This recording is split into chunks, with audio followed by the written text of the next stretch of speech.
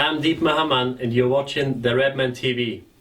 Hello, welcome to Redmen TV. We're going to be doing Transfer Daily right here, right now. After Liverpool's win over Stoke, obviously we are, with injury crisis. We've basically had an ongoing injury crisis all season.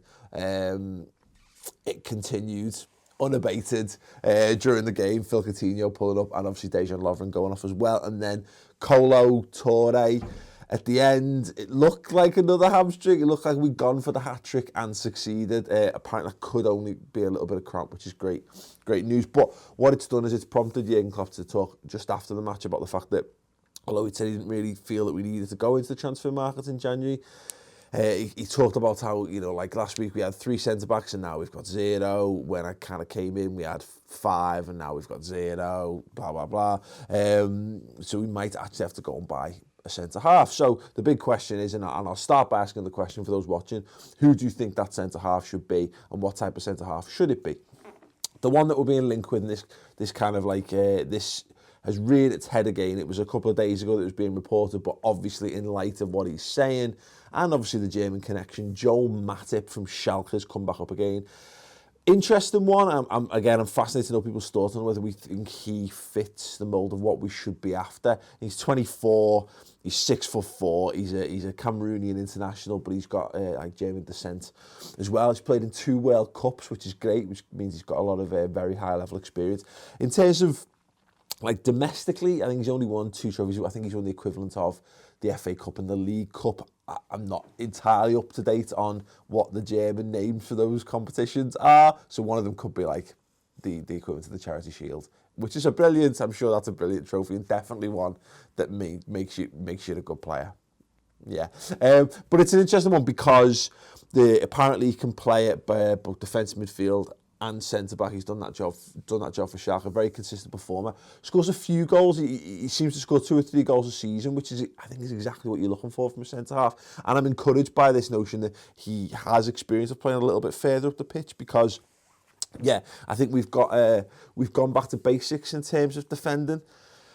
And I think that suits people like Dejan Lovren, it suits Martin Skate. And to be fair, I think it actually suits Sacco to some extent as well, even though he is a little bit better at doing a little bit more of the other bits and pieces.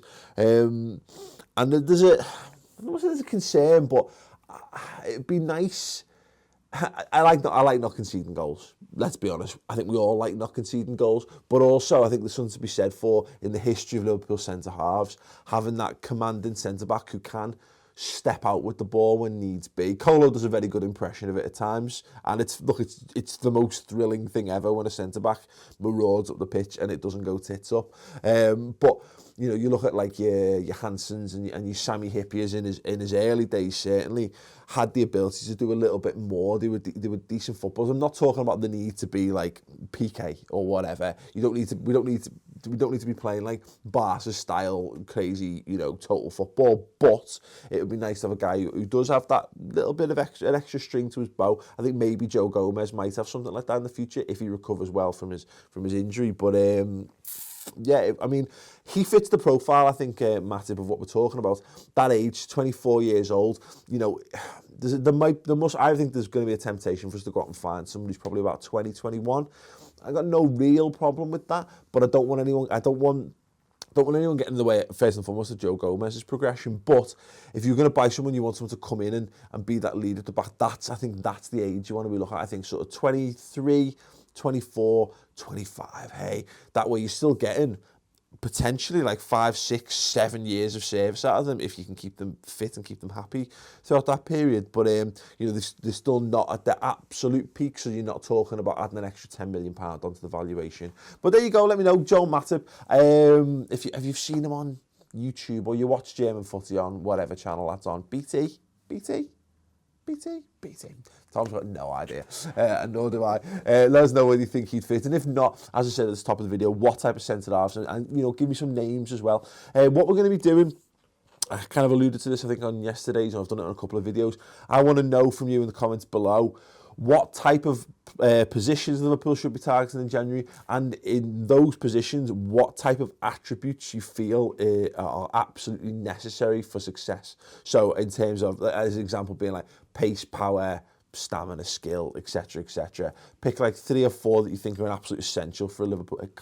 Height could be one, as a good example. Leave me those in the comments below. And we're going to do a little bit of experiment with Footy Manager either later this week or next week, so do tune in for that. Anyway, thanks very much for watching. We'll be back with more transfer news and rumours as they happen, probably tomorrow.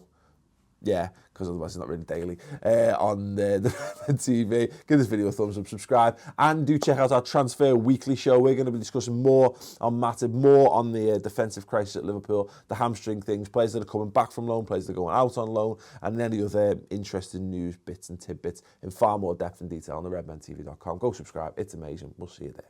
Marko Grujic in under a minute. He's 19 years old. He made his debut at 17. He wears the number 8 shirt for Belgrade. He's 6'2".